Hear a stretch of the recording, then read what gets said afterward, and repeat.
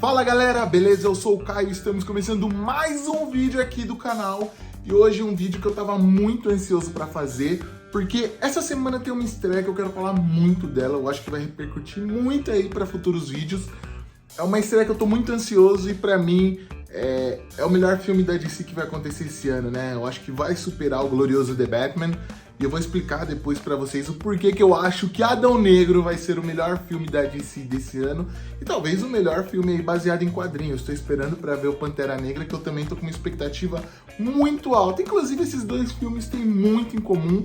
E eu quero falar também sobre isso mais pra frente. Eu quero primeiro ver se as minhas teorias estão corretas, né? Os pontos que eu acho em comum deles. E pra depois a gente fazer esse vídeo. Mas não é pra gente falar de Pantera Negra, né? Pra gente falar de Adão Negro aqui nesse vídeo de hoje. Então hoje eu vou explicar pra você que não conhece o Adão Negro, a gente vai fazer um overview aí rapidão pra você conhecer ele. Eu vou falar um pouco das minhas expectativas, porque ó, estão lá no alto, mano. Mas antes disso, antes do nosso vídeo começar, eu quero convidar você pra ajudar a gente a crescer lá no Instagram também. Então corre lá, segue a gente, porque tem muita coisa legal. Sempre que sair vídeo novo eu posto lá, teorias, notícias, posters, enfim, todos os materiais que eu vejo e acho interessante de compartilhar com vocês, eu mando lá, tá ligado? Então pra você não ter que ficar toda hora vendo vídeo, vendo essas coisas, às vezes um material, uma notícia mais rápida acaba saindo lá e você tá perdendo. Aí você fica aí desatualizado sem saber o que tá acontecendo. E agora vamos parar com a enrolação de vez, porque a gente precisa falar sobre Adão Negro, mano. Esse filme aí que tá vindo quebrando tudo. Tem o The Rock, tem muita coisa legal do universo DC que a gente já conseguiu ver e coisas que a gente já tá especulando. E a gente vai falar de tudo isso hoje, né? Pra você que não conhece o Adão Negro e não tá entendendo todo esse hype em cima do personagem, eu vou explicar um pouco aí da história dele pra você e talvez você fique hypado, né? Se for ler também sobre o personagem a partir daqui ou mesmo depois do filme, você vai ver que o personagem é muito incrível e tem uma mitologia muito extensa. A gente começa a falar de Adão Negro lá em 1945, que é quando ele foi criado na Fawcett Comics. Para quem não sabe, a Fawcett Comics era uma editora antiga que era dona, né, dos direitos do Shazam. Foi quem criou o Shazam como Capitão Marvel lá atrás e criou também o Adão Negro, né? Em uma das histórias aí do Capitão Marvel, criou o Adão Negro, que era esse antagonista dele, que é incrível. E lá atrás ele já tinha uma história bem interessante, né? A história dele era basicamente a mesma história do Shazam, do Capitão Marvel. Eu vou chamar direto de Shazam porque é o nome mais recente dele, é como a maioria já conhece. Eu falando Capitão Marvel é meio esquisito, né? Cria um pouco essa confusão da galera que não conhece a história lá de trás, fica pensando, pô, por que o Capitão Marvel é da DC? Fica tranquilo. Aí, só pra vocês entenderem aí, contextualizar como o Shazam e o Adão Negro chegaram na DC. Houve a compra, né, da Fawcett Comics pela DC e aí acabou integrando tudo no mesmo universo. Então isso é uma coisa aí mais de história, né, mais a nível de curiosidade pra vocês, não envolve tanto Adão Negro, na verdade envolve, porque ele tava lá na Fawcett Comics. E, inclusive uma curiosidade, né, nos quadrinhos da DC o nome da cidade do Shazam é Fawcett City, que faz essa referência a Fawcett Comics. Mas vamos voltar a falar da história do Adão Negro, né? Ele teve uma história muito parecida com a do seu antagonista, né? A história dele é a história do Teth Adam, então o nome aí já dava um indício de quem ele seria. Eu acho muito incrível isso nos quadrinhos, principalmente nos quadrinhos antigos, que os alter egos tinham esses nomes assim que já davam um indício do que eles iam ser, tipo Stephen Strange, tá ligado? O Doutor Estranho é o Stephen Strange, então vira o Doctor Strange, né?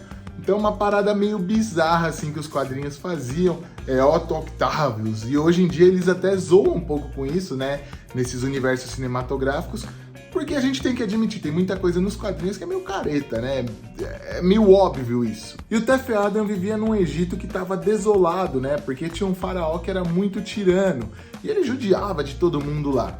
E ele tinha um coração puro e acabou recebendo os poderes do mago Shazam, mais ou menos da mesma forma. Então ele falava Shazam, virava o Black Adam. E pra você que não sabe, o nome Shazam é o acrônimo dos deuses que dão os poderes a esses campeões, né? No caso do Shazam é uma coisa um pouco mais voltada para a mitologia grega e no caso do Teth Adam é mais voltado para a mitologia egípcia. Então o Shazam do Adão Negro envolve o S de Shu, H de Horus, A de Amon, B de baixinho, Z de Zahur, o último A é de Atom e o M é de Mehen. E os poderes que provinham para ele desses deuses egípcios eram basicamente os mesmos que o Shazam que a gente já conhece aí tem. Então a super velocidade, resistência a ataques, né, super força, conseguir voar, soltar raios, né, que é bem interessante, mas raios é uma coisa bem simplificada do que na verdade ele faz, que tem mais a ver com magia do que eletricidade em si. Então ele meio que manipula a magia, né, um tipo determinado de magia, super força, enfim. Acho que quase tudo aí que a maioria dos super-heróis tem, só que bem potencializado. Além disso, né, eles têm uma sabedoria enorme. Talvez o Adão Negro saiba usar até melhor do que o próprio Billy Batson, né, que é o Shazam. Porém, diferente do Billy Batson, o Tef Adam acabou sendo corrompido pelo poder, né? Ele se tornou um tirano lá no Egito. Ele conseguiu, né, tirar o faraó que ele queria tirar, só que ele acabou virando o que ele jurou destruir, né? Ele queria fazer a justiça do modo dele. Por isso que ele é considerado um anti-herói. Então ele começou a fazer a justiça do modo dele e muita gente acabou sofrendo aí nas mãos dele, porque ele queria agora tirar todo esse atraso, tal, queria viver a vida, transformar o Egito no que ele tinha de ideal. Então ele virou um ditador lá. E aí o mago que deu os poderes ao Tef Adam, vendo essas atitudes que ele teve aí depois que ele conseguiu ascender ao poder, bane ele da Terra. E a gente fica sem o Adão Negro aqui na Terra por alguns longos milênios, até que ele volta pra Terra numa história lá do próprio Capitão Marvel, do próprio Shazam, para fazer o grande embate, né, entre os dois campeões, um campeão lá do Egito Antigo e um dos períodos atuais, né, na verdade era de 1945, mas dos períodos atuais. E ele é vencido de uma maneira genial, né, o Billy Batson acaba usando a inteligência mais do que o próprio Adão Negro nesse caso, né, porque ele segue mais ou menos a mesma linha do Shazam. Então se ele fala Shazam, ele ganha os poderes, se ele fala Shazam de novo, ele volta a ser quem ele era antigamente, né, volta a forma humana, a forma de pessoa dele sem os poderes. E aí o Shazam engana ele para que ele fale Shazam. E quando ele fala Shazam, ele volta a ser o Tef Adam, só que o Tef Adam estava vivo há 5.000 anos atrás. Aí ele vira poeira. Depois disso, eles deram um jeito aí de reencarnar ele. O Dr. Sivana, com a sua genialidade, conseguiu recriar ali, né, o Adão Negro, e eles não poderiam desperdiçar um personagem tão incrível como esse, né? Então tinha que dar um jeito de utilizá-lo de outra maneira. E aí depois disso, como quase todos os personagens dos quadrinhos, ele acabou tendo outras origens, né? Isso já na DC. E aí eles tiram um pouco isso do Egito, coloca mais voltado para Kahndaq, que é um país fictício, né? E a DC tem muito disso, então as cidades são fictícias, os países são fictícios, mas Kahndaq é mais ou menos o Egito, tá ligado? Você olha aqui e fala, beleza, é o Egito. E no filme eu acho que eles vão fazer uma mistura ali em relação às histórias de origens que ele já teve na DC.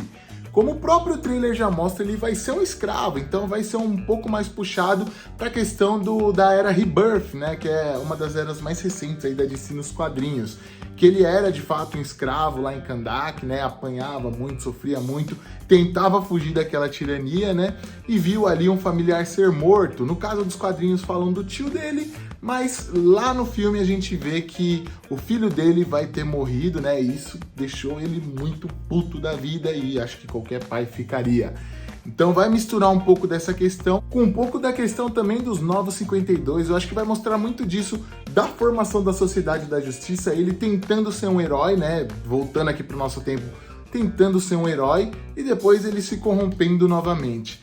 E é bem interessante. Agora vamos entrar na questão do filme, né? Como eu acho que ele vai retornar? Eu acho que ele vai vir a partir de algum amuleto, como a gente já viu nos quadrinhos, né? Tá preso em algum amuleto.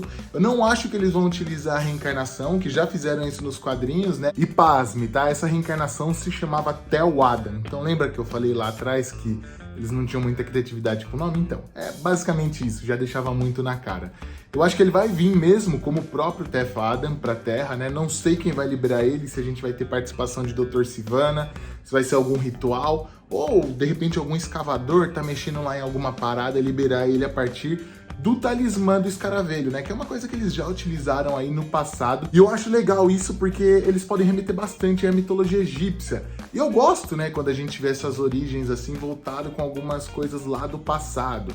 A gente viu bastante de mitologia egípcia recentemente aí em Cavaleiro da Lua, e seria legal também a DC utilizar um pouco disso, né? Dessas histórias tão ricas que, querendo ou não, acabam inspirando, né, os heróis que a gente tem recentemente. Quer dizer, os heróis que a gente tem criado, sei lá, desde a década de 30. Então tem muito disso dentro desses personagens, inclusive dentro do Adão Negro. E eu acho que a trama vai seguir mais ou menos nessa linha, né? Ele tem desse choque de estar aqui no mundo de hoje em dia, né? Na verdade, eu acho que deve se passar um pouco antes de Liga da Justiça, eu imagino que seja uma coisa ali pros anos 90, alguma parada nessa linha. Eu acho que não vai se passar, tipo, já em 2010, tá ligado? Ou que seja, no começo dos anos 2000, vai ser no passado. E eu quero ver como eles vão integrar todo esse DCEU, porque, a princípio, né, a DC brinca muito com isso de cada coisa lá na sua linha do tempo, e não precisa ter uma coisa super conectada, eu sempre falo isso, mas é legal a gente ter um universo expandido, tá ligado? Um universo, pelo menos, onde a gente saiba que vai ter uma Liga da Justiça, que vai ter um crossover, assim, que vai ter o Adão Negro contra o Superman, quem sabe não é esse, né? Fica a dica aí, muita gente tá especulando. E a gente quer ver isso, né? Querendo ou não, por mais que a gente goste de ver The Batman, lá, que é o Batman do Robert Pattinson andando de boa em Gotham, a gente também quer ver, mano, uns grandes eventos. A gente quer ver Liga da Justiça. A gente quer, sei lá, ver a DC no cinema reestruturada a ponto de um dia a gente ter crises nas telonas. Imagina isso, mano, que loucura seria. E o tanto de personagem que a DC não conseguiria utilizar aí nessa quebra de linhas do tempo, né? Então seria uma coisa bem interessante da gente ver. E se tem um universo que tá bem propício para ser esse universo compartilhado, é esse do Adão Negro. E eu vou explicar agora um pouco para vocês o porquê que eu acho que isso vai rolar, né? Porquê que isso deve rolar, porque tem muitas especulações aí já, e eu vou falar o que eu acredito dessas especulações, o que eu não acredito, o que eu acho que pode rolar, o que eu acho que não pode rolar. A princípio, em outros diversos vídeos da DC, eu falei aqui que Flashpoint seria o filme que seria esse divisor de águas, né? Que arrumaria uma linha do tempo principal da DC aí, tá ligado? Pra gente acompanhar que rolaria esses crossovers. Mas, né, a gente viu que Flashpoint acabou sendo adiado, problemas com Ezra Miller, ele recentemente aí falaram que ele teve que voltar pra regravar algumas paradas, ninguém sabe se esse maluco vai continuar como Flash ou não, o que vai acontecer daqui pra frente, e aí eu acho que isso talvez tenha jogado um pouco de água no chope ali da Warner. E aí eles devem ter aproveitado falando, mano, a gente tem um Adão Negro, tá engavetado há anos, porque esse filme foi anunciado lá atrás, eu acho que pra 2016, 2017, eu nem acreditava mais que ia acontecer. A gente tem o The Rock no filme, o The Rock é um dos caras mais carismáticos que existem hoje em Hollywood, é um cara que, mano, se tem alguém que eu quero, que tenha uma vida boa, assim, que nunca faça merda a ponto de ser cancelado, é o The Rock, mano, porque eu adoro o The Rock, mano. Então, The Rock, por favor, não faça merda, nunca me decepcione. E o The Rock é esse cara, mano, é um cara que acho que quase todo mundo gosta dele. Então, é um rosto pra você ter um rosto forte. Ele, por mais que a gente fale do Henry Cavill, que a gente gosta, ele não tem aquele carisma, né? Ele, talvez, da pessoa dele, isso não é nenhum defeito, ele não tem aquele carisma que o The Rock tem, que a Gal Gadot tem, por exemplo.